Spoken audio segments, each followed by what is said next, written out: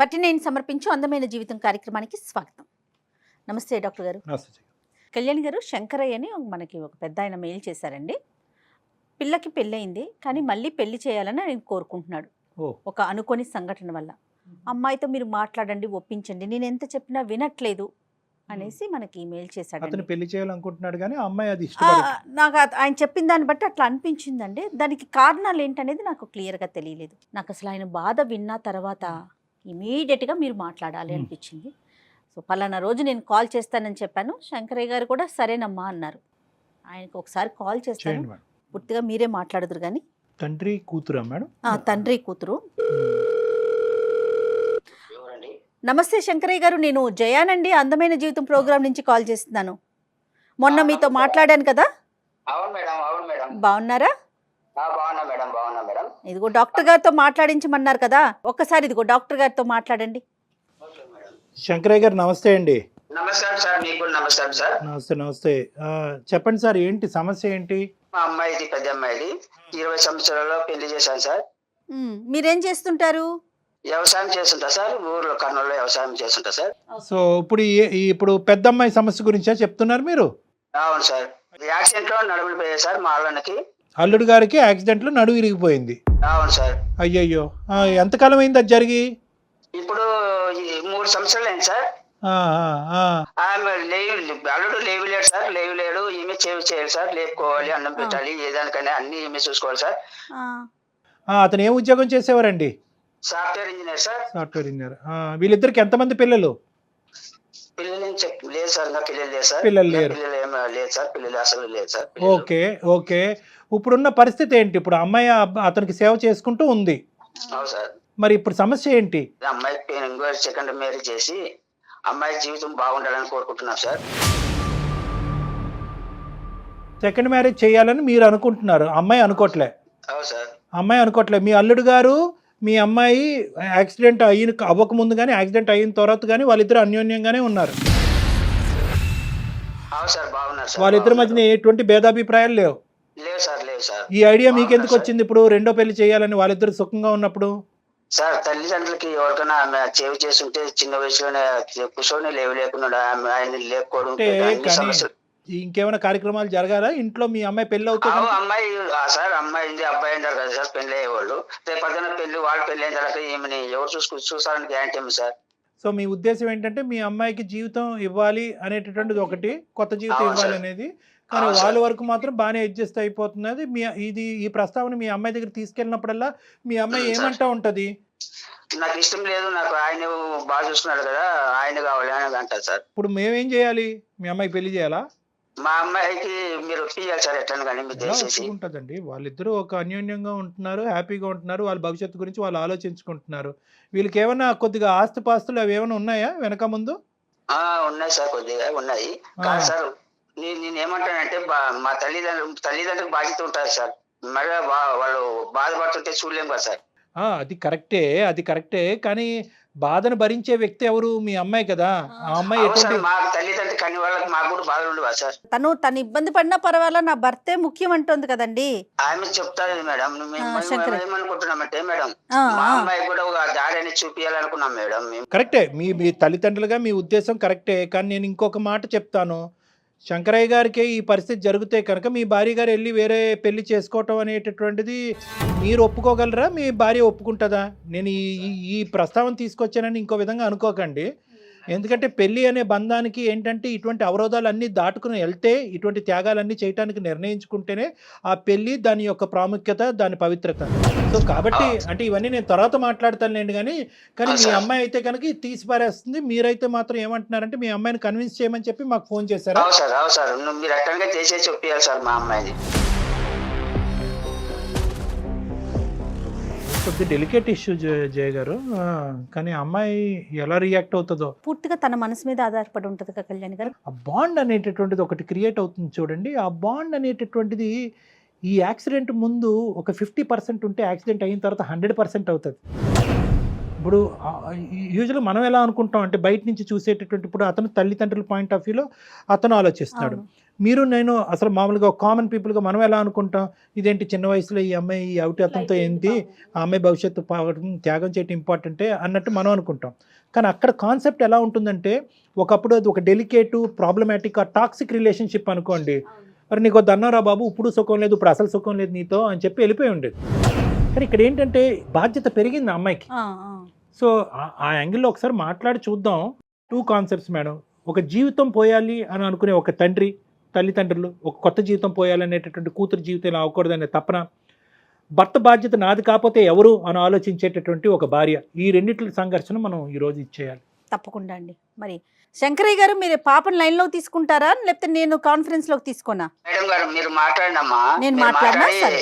మీరు మాట్లాడి లేవులో నేను వింటుంటాను, నేను కూడా మాట్లాడతాను. అట్లానే సరే సరే సరే. పెద్ద ఆయన ఏం అనలేకపోతున్నావు. The person you are speaking with has... hello hello Vani garu, చెప్పండి ఎవరు? నమస్తే అమ్మా, నేను జయాని అందమైన జీవితం ప్రోగ్రామ్ నుంచి కాల్ చేస్తున్నాను. నమస్తే అండి, చెప్పండి. నమస్తే నమస్తే. నాతో పాటు డాక్టర్ కళ్యాణ్ చక్రవర్తి గారు కూడా ఉన్నారు. అలానే ఓకే. మీ నాన్నగారు కూడా లైన్లో ఉన్నారమ్మా. ఆయన ఒక్కసారి మీతో మాట్లాడాలి అని చెప్పేసరికి నేను మిమ్మల్ని లైన్లోకి తీసుకున్నాను. ఆయన ఒక చిన్న సమస్యని మా దాకా తీసుకొచ్చారు. ఒక సలహా కోసం మమ్మల్ని సంప్రదించారు సుమన్ టీవీని. ఏ సమస్య అండి? ఒక్కసారి మా డాక్టర్ గారు మాట్లాడతారు చూడు. వాణి నమస్తే అమ్మా. నమస్తే అండి, చెప్పండి. ఇప్పుడు ఏంటంటే నాన్నగారు ఎలా చెప్పాలో నాకు అర్థం కావట్లేదు. అంటే ఒక తండ్రిగా అతను నిన్ను చూసే కోణము వర్సెస్ నువ్వు నీ జీవితాన్ని చూసుకునే కోణము, ఈ రెండిట్ల మధ్యన జరిగినటువంటి ఒక చిన్న సంఘర్షణ. అతను ఏమంటారంటే మా అల్లుడు గారు చాలా మంచివారు, చాలా గొప్ప పెళ్ళి, కానీ దురదృష్టం కొద్దీ ఒక సంఘటన జరిగింది. అతను అవిటివాడు అయ్యాడు, మంచాన పడ్డాడు. సేవ చేసేటటువంటి భారం అంతా కూడా చిన్న వయసులో ఉన్న ఆడపిల్ల మోస్తుంది. ఇది చూసి మేము తరుక్కుపోతున్నాము, చూడలేకపోతున్నాము. ఆ అమ్మాయికి ఒక భవిష్యత్తుని ఇవ్వాలి అని అనుకుంటున్నాము. కాబట్టి ఆ అమ్మాయిని పెళ్ళి అనే ప్రస్తావన తీసుకొస్తే ఆ అమ్మాయి అంగీకరించట్లేదు. మీ ద్వారా ఆ ప్రస్తావన తీసుకొచ్చి ఆ అమ్మాయిని అంగీకరింపచేసేటటువంటి విధంగా హెల్ప్ చేయండి అని అన్నారు. అవునండి, అంటే మీకు మొత్తం చెప్పారా నాన్నగారు? ఏమో అంటే నాన్నగారు పెద్ద వయసు ప్లస్ ఏంటంటే ఫోన్లో అంత ఇదిగా మాట్లాడలేకపోతున్నారు. సో పూర్తిగా వివరాలు అయితే చెప్పలేకపోయారమ్మా. అవును అవును. అసలు నీ మళ్ళీ ఆలోచన పెళ్ళైందండి, నాకు ఆల్రెడీ పెళ్ళైంది కదండి. అసలు ఏం జరిగిందో చెప్పమ్మా. అంటే మీ పెళ్ళి ఎంతకాలం అయింది, అతనికి ఆ యాక్సిడెంట్ ఎలా జరిగింది? ఏం లేదండి, నేను చదువుకుంటానన్న వయసులోనే చిన్న వయసుకే 20,000కే పెళ్లి చేసేసారు నాన్నగారు. రైట్. మంచాడు, బాగా చూసుకుంటాడు అన్ని చెప్పారు. సరే నచ్చ చెప్పారు, ఆ అబ్బాయి కూడా సెటిల్ అవుతాడు బాగా అని చెప్పి పెళ్లి చేశారు. పెళ్ళైన తర్వాత మేము అనుకున్నాము మనం పడిన ఇబ్బందులు మన పిల్లలు పడకూడదని ఒక 2 years వరకు పిల్లలు వద్దనుకున్నాం.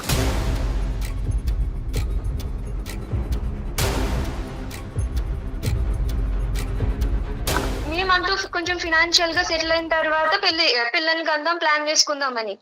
మేబీ ఇంకా త్వరగానే మేము సెటిల్ అయ్యాము. 2 years లో బాగా సంపాదించుకున్నాము, అంత వెల్ సెటిల్డ్ హోమ్ తీసుకున్నాము, కార్ తీసుకున్నాము. మనకు ఇప్పుడు పిల్లల్ని చూసుకునే పొజిషన్ వచ్చింది అని ప్లాన్ చేసుకుందామని హనీమూన్ ప్లాన్ చేసుకున్నాం. అన్ఎక్స్పెక్టెడ్లీ సో మేము వెళ్ళిన టైం బాగాలేదు, నా రాత బాగాలేదు, మొత్తానికి యాక్సిడెంట్ అయ్యింది.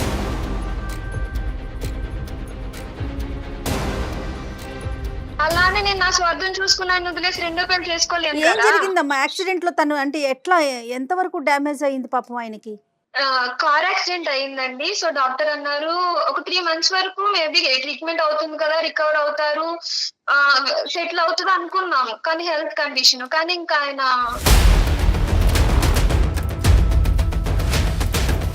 అంటే ఇప్పుడు ప్రస్తుతం ఎలా ఉన్నారమ్మా? మంచం మీద ఉన్నారా? అతని పని అతను చేసుకుంటారా? యూరినరీ అండ్ మోషన్ రిఫ్లెక్సెస్ చేసుకోవట్లేదండి. అతను చేసుకోవట్లేదు. ఇంకా అతను పిల్లలు అనడానికి మీకు వీలు అవ్వదని చెప్పేశారు డాక్టర్స్. పిల్లలు కంటానికి ఓకే అమ్మా. పిల్లలు లేకపోవటం అనేది కావాలంటే మీ ఇద్దరు మనసులు పెద్దవైతే కనుక దత్తత చేసుకోవచ్చు పిల్లల్ని. అది కాదు ఇక్కడ. అతని యొక్క సర్వీస్ ఎవరు చేస్తున్నారు? అతనికి సంబంధించినటువంటి సేవలు ఎవరన్నా మనిషిని పెట్టుకున్నారా? మీరే చేయాలా? యూరిన్ కానీ మోషన్ కానీ బట్టలు స్నానం చేస్తానండి. నా భర్త కదా, నేను బయట వాళ్ళతో ఎందుకు చేయిస్తానండి? ఇప్పుడు పెళ్లిలో ప్రమాణాలకు అర్థమే ఉంది, నేను వేరే వాళ్ళతో చేయిస్తే. Right as long as you're happy అమ్మ, నువ్వు హ్యాపీయే కదా. అంటే ఆ పనులు చేయటంలో ప్రస్తుతం అయితే కనుక నీ వయసు బట్టి అవనియండి, నీ ఓపిక బట్టి అవనియండి, మీరేం అలసిపోలేదు కదా. నేనైతే అసలు నాకు నిజం చెప్తున్నాను కదండి, ఆయన ఆ 2 years లో మేము హ్యాపీ సెటిల్ అవ్వాలనుకున్న 2 years లో నన్ను కాలు కింద పెట్టకుండా రాణిలో చూసుకున్నారు. మొత్తం స్ట్రగుల్స్ అన్ని ఆయనే ఫేస్ చేశారు. ఇంత ఇబ్బంది కూడా ఆయన నన్ను ఫేస్ చేయనివ్వలేదు అనమాట. నేను అయ్యో సెటిల్ కాలేని వాడిని చేసుకున్నాను, ఇన్ని ఇబ్బందులు పడుతున్నాను, మేబీ మా నాన్న చూసిన వాడు తాగుబోతాడు అయ్యుండి ఇలాంటి పొజిషన్ కి వచ్చి ఉంటే నేను వదిలేసి వేరే పెళ్లి చేసుకునేదాన్నేమో. కానీ ఆయన నన్ను రాణిలా చూసుకున్నారు. నా స్వార్థం నేను చూసుకున్నప్పుడు వచ్చాను ఆయనకి కష్టం వచ్చిందని. ఆడది పెళ్లి చేసుకున్నది శారీరక సుఖం కోసమా, పిల్లల కోసమా? పిల్లలంటే వేరే పెంచుకోవచ్చు, బోల్డని పద్ధతులు ఉన్నాయి. ఆయన తోడు కోసం పెళ్లిన ప్రమాణాల్లో ఇంక మర్చిపోవాలి నేను. ఓకే ఆయన కష్టం వచ్చింది, నేను వదిలేసి వచ్చేయాలి, నా సుఖం నేను చూసుకోవాలి అని వచ్చిమంటారా చెప్పండి?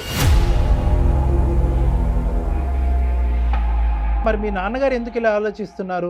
ఇప్పుడు ఒక తండ్రిగా ఆయనకు ఉండే బాధ ఆయనకు ఉంటదండి. నేను ఆయన బాధని తప్పు పట్టట్లేదు. వేరే పెళ్లి చేసుకోమండలో ఆయన బాధ కనబడుతుంది, రేపు అన్న రోజు నన్ను ఎవరు చూసుకుంటారని. కానీ నా భర్తను ఎవరు చూసుకుంటారు? నేను వేరే పెళ్లి చేసుకుని వెళ్ళిపోతే అసలు నేను వేరే పెళ్లి చేసుకునే ఆలోచన కూడా లేదండి. నేను చాలా హ్యాపీగా ఉన్నా నా భర్తతో. అయినా నేను కష్టం అనుకుని చేయట్లేదండి, అది ఇష్టం అనుకుని చేస్తున్నాను. ఇప్పుడు నేను కన్న పిల్లలైనా చిన్నప్పుడు నేను ఎలా చూసుకోవాలి వాళ్ళని, ఇవన్నీ సేవలు చెయ్యాలి కదా. 2 years అయినా 10 years అయినా 20 years అయినా ఎంతకాలం అయినా కూడా అతను సేవ్ చేసుకుంటూ అలా ఉండిపోతానని అంటున్నావు. అతను సేవ చేసుకుంటానే బ్రతుకుతానండి. ఇప్పుడు భర్త లేని ఆడవాళ్ళు చాలా మంది ఉన్నారు. భర్త ఇలా మంచాన్ని పడిన ఆడవాళ్ళు వేరే పెళ్లి చేసుకుంటారేమో కొంచెం మంది. నాకైతే అది తప్పని అనిపించదు. వేరే పెళ్లి చేసుకోవాలన్న ఆలోచన లేదు. నా భర్తకు సేవ చేసుకోవడం నాకు ఇష్టం. నీతో మాట్లాడుతుంటే అసలు ఎటువంటి స్వార్థం లేకుండా మాట్లాడినటువంటి ఒక గొప్ప స్త్రీని కనిపిస్తున్నావు, వినిపిస్తుంది. నెంబర్ 1. నెంబర్ 2 ఏంటంటే కనుక అసలు ఎక్కడ కూడా నీ గురించి నువ్వు ఆలోచించవు. నీ వయసు చిన్నది. అసలు 10-15 years పాటు ప్రయాణం చేసిన ఒక భర్త గురించి మాట్లాడినటువంటి గొప్పగా మాట్లాడుతున్నావు అంటే కనుక అతను నిన్ను ఎంత గొప్పగా చూసుకున్నాడు ఆ 2 yearsలో. ఎందుకంటే చదువుకోవాల్సినటువంటి దాన్ని చిన్న వయసులోనే నన్ను పెళ్లి చేశారు అంటే కనుక ఎంత కాదనుకున్నా పెళ్లిలోకి డిసప్పాయింట్మెంట్తోనే ఎంటర్ అయ్యావు. కానీ ఆ డిసప్పాయింట్మెంట్ తీసేసి నీకు ఒక కొత్త జీవితాన్ని ఇచ్చి ఈరోజు అతని జీవితాంతం అలా మంచం పడి ఉన్నా కూడా I'm ready to take the burden అని నువ్వు అని అంటున్నావు అంటే కనుక చాలా గ్రేట్ అమ్మా. చాలా గొప్పగా అనిపిస్తుంది, గర్వంగా కూడా అనిపిస్తుంది. నువ్వు వేరే పెళ్లి చేసుకొని అంటారు ఆయన. నేను ఆయన ఉండి చేసుకోనేమో అని ఆయన సూసైడ్ కూడా చేసుకోవడానికి ట్రై చేశారు. కాపాడుకున్నాను కాబట్టి సరిపోయింది. నాకు ఆయన లేకపోతే నేను చచ్చిపోతాను. ఆయన కంటే ముందు నేను చచ్చిపోతాను ఆయన లేకపోతే. శంకరయ్య గారు, మరి ఇప్పుడు పరిస్థితి ఎలా ఉంది? ఇక్కడ మేము మాట్లాడేది ఏంటో నాకు అర్థం కావట్లేదు శంకరయ్య గారు. ఇప్పుడు ఆ అమ్మాయి చాలా స్ట్రాంగ్ గా ఉంది, చాలా గంటపదం మాట్లాడుతుంది. ఆ అమ్మాయి ఏంటంటే వాళ్ళిద్దరి మధ్యన బాండింగ్ బ్రహ్మదేవుడు దిగి వచ్చినా విడదీయలేడు అనే విధంగా మాట్లాడుతుంది. మీరు నేను ఏమాత్రం అవును సార్, మాకు కూడా తల్లిదండ్రుల కన్నా ఒక ప్రేమ అనేది ఉంటది కదా సార్. అమ్మాయిని కూడా మంచిగా చూసుకున్న వాడికి ఒకటి మంచి వానికి ఇచ్చి మళ్ళా బాగా జీవితం బాగుండాలని కోరుకుంటాం సార్ మేము కూడా. అంటే ఇప్పుడు ఇతను చెడ్డవాడయ్యాడా? యాక్సిడెంట్ అయిన తర్వాత మీరు ఒక మంచివాడిని తీసుకొస్తానంటున్నారు. మరి ఇప్పుడున్న మీ అల్లుడిని మంచివాడనే కదా ఇంతకు ముందు పెళ్లి చేశారు. యాక్సిడెంట్ అయిన తర్వాత చెడ్డవాడయ్యాడా? సార్ పోయినంత కాలం సేవ్ చేసుకుంటా ఎన్నాళ్ళు ఉంటుంది సార్ ఆయనకి. అవునండి, ఒకసారి కన్యాదానం చేసిన తర్వాత పూర్తి బాధ్యత భర్తది. ఆయన నాకు తండ్రి తల్లి అన్ని. నేను ఆయన వదిలైతే రాను, వేరే పెళ్లి చేసుకోను. కావాలంటే వీళ్ళ నన్ను వదిలేసుకుంటాను. కానీ కాదమ్మా, నేను మీ మంచి కోరికే కదమ్మా చెప్పేది. నేను కూడా నా మంచి కోరిక ఏంటో నాన్నగారు, మొత్తం అన్ని ఆయన నాకు సెటిల్ చేసి పెట్టాడు. నేను బయటికి వెళ్ళి కష్టపడాల్సిన అవసరం లేదు. ఆయన జాబ్ చేస్తున్నారు. ఇప్పుడు ఆయన పని చేయండి మాకు అంత అవసరం. నేను ఆయన సేవ చేసుకుంటాను, ఆయన నన్ను చూసుకుంటాడు. మాకు ఎలాంటి ప్రాబ్లం లేదు. మేము చాలా హ్యాపీగా ఉన్నాం ఇప్పుడైనా. అవునమ్మా, జరిగే పరిస్థితుల్లో ఏమైనా తారుమారు ఏదైనా పరిస్థితులు జరగడానికి జరిగాయి అప్పుడు ఎవరు చూసుకుంటారమ్మా? ఇప్పుడు మీ తమ్ముడు చూసుకుంటారా, మీ చెల్లెలు చూసుకుంటారా? రేపు జరగడానికి మేము లేకుండా అయిపోతాం అనుకో, అప్పుడు పరిస్థితులు ఎలా ఉంటాయమ్మా? అప్పుడు ఒకసారి ఆలోచన చేసుకోమ్మా నువ్వే. కాదమ్మా, ఎలా ఉన్నాయంటే పొద్దుట ఆఫీస్కి వెళ్తే సాయంత్రానికి తిరిగి వస్తున్నామో లేదో కూడా తెలియట్లేదు నాన్నగారు. అలాంటిది రేపటి భవిష్యత్తు గురించి ఆలోచించి ప్రస్తుతం ఉన్న మా ఆయన నేనెందుకు వదిలేసి ఇంకొక పెళ్లి చేసుకోవాలి? సంతోషంగా ఉన్నా. ప్రతి ప్రశ్నకి సమాధానం మీరు ఇంకొకసారి ఇలా పెళ్లి గురించి మాట్లాడేలా కాల్ చేయొద్దు. నాకు మీతో అమ్మ నాన్న అనే సంబంధం కూడా పెంచుకుంటాను నేను.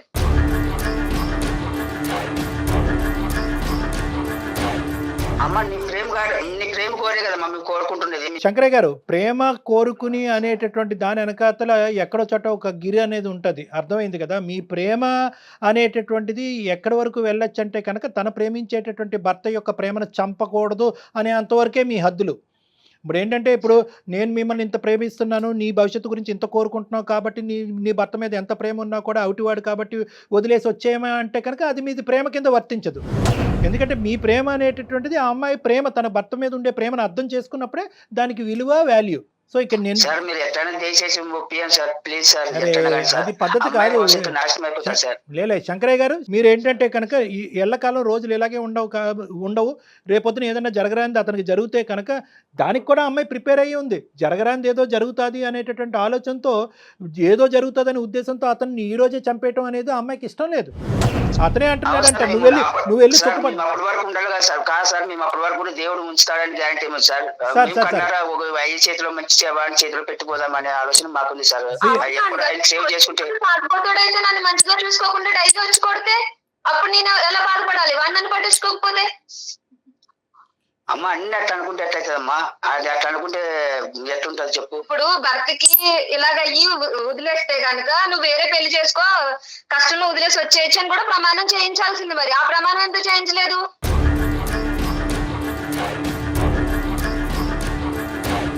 అమ్మా, ఇప్పుడు నువ్వు ఎంతైతే కనుక నీ 2 సంవత్సరాల పాటు ప్రయాణం చేసినటువంటి నీ భర్త గురించి అంత గొప్పగా మాట్లాడి, ఆ ప్రేమ గురించి అంత బలం గురించి అంత మాట్లాడుతున్నావో, 20 సంవత్సరాల పాటు కని పెంచి ఈ స్థాయి వరకు తీసుకొచ్చిన నిన్ను సుఖపడాలి అనే ఆలోచనతో తల్లిదండ్రులు మాట్లాడేటటువంటి ప్రేమతో కూడినటువంటి మాటలు, అభిప్రాయాలు వేరేనమ్మా, అభిప్రాయాలు వేరు. నాన్నగారు, నేను ఇలా బాధపడుతున్నాను, నాకు ఈ కష్టం వచ్చింది, నేను తనకు చేయలేకపోతున్నాను సేవ, మీ ఇష్ట ప్రకారం నాకు పెళ్లి చేయండి అని నేను అతని దగ్గరికి వెళ్ళి నా కష్టాన్ని చెప్పుకుంటే కదా ఆయనకు బాధపడాలి. నేను చాలా సుఖంగా ఉన్నాను, చాలా సంతోషంగా ఉన్నాను, నా భర్త నాతో మాట్లాడితే చాలు, మేము కలిసి నవ్వుకుంటే చాలు, నాకు ఇంకేం అవసరం లేదు, నాకు నా భర్త ఉంటే చాలు అని నేను అంటున్నానండి. నీ సంతోషాన్ని, సుఖాన్ని నువ్వు ఒక విధంగా డిఫైన్ చేస్తున్నావు, ప్రపంచానికి ఒక విధంగా కనిపిస్తుంది. అందులో మీ తల్లిదండ్రులు కూడా ఒక భాగమే. అంటే ఏంటంటే, సేవలు చేసుకుంటూ కింద మీద పడుతూ నీ జీవితం లేకుండా అనేటటువంటి విధంగా ఒకటి ఆలోచించేది. రెండోది ఏంటంటే, రేపొద్దున ఏదన్నా జరగరాంది జరిగితే కనుక మా అమ్మాయి అప్పుడు మేము బతుకుండాలి కదా, అప్పుడు మా అమ్మాయి పరిస్థితి ఏంటని. అంటే తల్లిదండ్రుల పాయింట్ ఆఫ్ వ్యూలో వాళ్ళు ఆలోచిస్తున్నారు, నీకు ఒక సలహా సూచన ఇచ్చారు, ఆ సలహా సూచన నీకు నచ్చకపోతే, ఆ అభిప్రాయం నీకు నచ్చకపోతే అది ససేమిరా వద్దు నాన్న అని చెప్పండే కానీ, ఈ ఆలోచన నీ బ్రెయిన్లో ఇంప్లాంట్ చేసేటటువంటి ప్రయత్నం చేస్తున్నారు. కాబట్టి మీరు ఎటువంటి తల్లిదండ్రులు ఇలా చేసేటట్టయితే కనుక నేను మరోసారి ఫోన్ ఎత్తను అంటే కనుక అది పద్ధతి కాదమ్మా. అంటే నేను అనేది ఏంటంటే, నువ్వు చేసుకునేది అది నీ రైటు. నీ భర్త ఎలా ఉన్నా కూడా నువ్వు హ్యాపీ, నువ్వు నీ భర్త హ్యాపీగా ఉన్నారని అనుకుంటున్నావు, ఆ సేవలోనే నువ్వు దైవ కార్యక్రమాన్ని నువ్వు చూసుకుంటున్నప్పుడు you go ahead, no problem. కానీ దయచేసి ఏ యాంగిల్లో వచ్చి ఏ విధంగా నీ తల్లిదండ్రులు ఒక ప్రేమతో వచ్చి మాట్లాడుతున్నారో వాళ్ళని మాత్రం దయచేసి మిస్అండర్స్టాండ్ చేసుకోవద్దమ్మా. అర్థమైంది కదా? అవును సార్, కానీ నేను ఎప్పుడు నా తల్లిదండ్రులు మిస్ అవుతున్నాను, పెళ్లి చేసుకుని వచ్చాను, నాకు నాన్నని చూడాలని ఉంది, అమ్మని చూడాలని ఉంది, నా పుట్టింటికి వెళ్ళాలని ఉంది అని నాకు ఎప్పుడు అనిపించలేదు. నన్ను అంత బాగా చూసుకున్నారు, వీళ్ళకంటే బాగా చూసుకున్నారు నన్ను ఆయన. అదే నాకు అర్థమవుతుందమ్మా. ఎటొచ్చి ఏంటంటే, ఇప్పుడు నీకేంటంటే నీ భర్త యొక్క మనసు కనిపిస్తుంది, ప్రపంచానికి మీ తల్లిదండ్రులకి ఏంటంటే అక్కడ ఉండేటటువంటి ఫిజికల్ ప్రాబ్లం నువ్వు పడేటటువంటి కష్టం కనిపిస్తుంది. వాళ్ళది తప్పు లేదు, నీది తప్పు లేదు, అర్థమైందా? కానీ at the end of the day నువ్వు ఇంత బలంగా కోరుకుంటున్నావు కాబట్టి, నా చావో రేవో నాకు అంతా ఇక్కడే, నా భర్తతోనే అన్నీ, నేను ఏ కార్యక్రమం చేసినా కనుక అందులో కష్టాన్ని చూడట్లేదు, ప్రేమని సంతోషాన్ని చూస్తున్నాను అంటున్నావు కాబట్టి, ప్రపంచం అంతా కూడా ఏకమై నీకు వ్యతిరేకంగా వచ్చినా కూడా నిన్నేమీ చేయలేదు, మార్చలేదమ్మా. శంకరయ్య గారికి ఒక్కసారి చెప్పండి కళ్యాణ్ గారు. శంకరయ్య గారు, సార్ చెప్పండి సార్. దీన్ని ఇక్కడితో ఆపేద్దాం. ఎందుకంటే కనుక ఇప్పుడు ఆ అమ్మాయి అక్కడ భర్తను వదిలేయటం అనేటటువంటిది జరగనటువంటి పని, ఇంకో పెళ్లి జరగటం అనేది డబల్ ఇంపాసిబుల్. మీరు ఆ అమ్మాయి బాగు కోరుకోవటం అనేది, ఆ అమ్మాయికి కూడా అది బాగు అని అనిపిస్తే కనుక మీరు బాగు కోరుకోవడం, ఆ అమ్మాయికి అది బాగు అనిపించట్లేదు, ఆ అమ్మాయికి అది నరకం అనిపిస్తుంది. మూడో అంశం చెప్తాను వినండి. ఆ అమ్మాయి మీ అల్లుడు గారిని వదిలేసి రావటం అనేది జరగదు. ఇంకో పెళ్ళి అంటారా, అది మీరు కల్లో కూడా ఊహించుకోవద్దు. మీరు ఇది రబ్బర్ బ్యాండ్ లాగా ఇలా సాగ తీసుకుంటూ పోతే రబ్బర్ బ్యాండ్ కూడా తెగుతుంది, మీ ఇద్దరి మధ్యన బంధం తెగిపోయే అవకాశం ఉంది. ఆ అమ్మాయి అంది ఇంకో ప్రస్తావన మళ్ళీ ఇంకోసారి ఈ ప్రస్తావన తీసుకొచ్చావంటే కనుక నీ ఫోనే ఎత్తను, నాకు అమ్మ నాన్న లేరు, నా భర్తే చాలు అనేటటువంటి పదాలు ఆ అమ్మాయి వాడుతుంది. అంటే దాన్ని బట్టి ఏంటంటే మీకు ఇచ్చేటటువంటి గౌరవం తగ్గించడం, మీ మీద ప్రేమ చంపించుకోవటం కాదు, కానీ ప్రేమ అనుకుంటూనే వచ్చి మీరు వాళ్ళ ప్రేమని ఇచ్చేస్తున్నారనేటటువంటి బాధతో ఎక్కడ అమ్మాయి బ్రెయిన్ వాష్ అయిపోయి రేపొద్దున ఆ భర్త దగ్గర నుంచి దూరం అయిపోద్ది అనే అభద్రతలో ఆ అమ్మాయి ఉంది. కాబట్టి ఈరోజు మీ పరిధిలో మీరు ఉండండి, నాకు నచ్చినటువంటి పని నా చేత బలవంతంగా చేయకండి అని చెప్పి 1కి 100 సార్లు ఆ అమ్మాయి చెప్తుంది. కాబట్టి ఈ ప్రస్తావన ఇక్కడతో వదిలేసేయండి. దయచేసి మీరు అర్థం చేసుకోండి. మీరు ఇదేంటంటే సరే సార్, మా అమ్మాయి మా అబ్బాయిని చిన్న అమ్మాయి అబ్బాయిని చూసుకొని ఉంటాం కదా సార్, ఎట్లా ఏం చేస్తాం సార్, మళ్ళీ అమ్మాయి ఒప్పుకోకపోతే సార్. సరే సార్, అంతే ఎవరి ఇష్టం వాళ్ళది సార్. పిల్లలు కనగాలని కానీ వాళ్ళ భవిష్యత్తుని కానీ వాళ్ళ జాతకాలను కానీ మనం రాయలేము కదా. సో ఇక్కడ ఏంటంటే ఆ అమ్మాయి అది కోరుకుంటుంది, దాంట్లోనే ఆ సంతోషాన్ని చూసుకుంటుంది. So beat. ఇంకా మీ అమ్మాయి వచ్చి తలనెత్తి నోరు బాతుకుని నాన్న నా జీవితం ఇలా అయిపోయిందంటే కనుక అప్పుడు వేరే విషయం. ఇప్పుడు మీరు కీడించి మేలించాలన్నట్టుగా రేపొద్దున్న ఏదైనా జరిగితే అంటున్నారు కదా, జరిగినప్పుడు చూద్దాం. ఇప్పుడు మనం ఎట్లా చెప్పగలుగుతాం? రేపు జరగబోయే సుఖం గురించి ఇప్పుడు ఉండేటటువంటి నరకాన్ని అనుభవిస్తారా వాళ్ళిద్దరు? కాదు కదండి. ఇప్పుడు నరకాన్ని అనుభవించమంటారా విడిపోయి? అది కరెక్ట్ కాదు. సో రేపొద్దున ఏదైనా సమస్య వస్తే కనుక అప్పుడు సంగతి అప్పుడు చూద్దాం. అర్థమైంది కదా? రైట్ అమ్మా, thank you so much Vani. Okay ma'am. కానీ ఆ అమ్మాయి చిన్న వయసు అయినా ఎంత స్ట్రాంగ్ గా మాట్లాడుతుంది కళ్యాణి గారు. అంటే అదే నేను చెప్తున్నానమ్మా, ఆ అమ్మాయికి హ్యాట్స్ ఆఫ్. ఇందాక చెప్పినట్టుగా ఏంటంటే పెళ్లిలో ఉండే పవిత్రతని చాలా చిన్న వయసులో అర్థం చేసుకుంది. ఇష్టం లేకుండా కష్టమైనా కూడా పెళ్లిలోకి ఎంటర్ అయిన తర్వాత పెళ్లి యొక్క విలువ, అంటే పెళ్లి యొక్క పవిత్రత, పెళ్లి యొక్క వాల్యూ అది మేడం. అంటే ఏంటంటే there is a bonding and relationship. అది ఒకటి. నేను కోరుకునేది ఏంటంటే ఈరోజు తండ్రిగా అతను ప్రార్థన చేయాలన్నా మన సుమన్ టీవీ అనేది అంత మంచి వ్యక్తికి కలకాలం ఒక మంచి జీవితం రావాలని కోరుకోవాలి. ఇదే ఓర్పు, ఓపిక, సహనం జీవితాంతం ఉండాలి. ఎందుకంటే చిన్న వయసులో ఉండే సహనం, ఓపిక రేపొద్దున పెద్ద వయసు వచ్చిన తర్వాత ఉంటుందా ఉండదా అనేది మనకు తెలీదు. అయినా కానీ ఉండేటట్టుగానే ఆ అమ్మాయి ఒక మాట తీరు, పద్ధతి, వ్యవహారం అనిపిస్తుంది. కాబట్టి ఖచ్చితంగా వాళ్ళిద్దరి జీవితాలకి మంచి ఆయుష్ పోస్తాడు భగవంతుని ప్రార్థిస్తున్నాం. తప్పకుండా అండి. Thank you so much Kalyan గారు. నమస్తే అండి. నమస్తే. IVF ట్రీట్మెంట్స్ పై 20,000 డిస్కౌంట్, డాక్టర్ కన్సల్టేషన్ మరియు అల్ట్రాసౌండ్ స్కాన్ ను ఉచితంగా అందిస్తున్నారు. 49 అంటే సంతానం, 49 అంటే సంతోషం.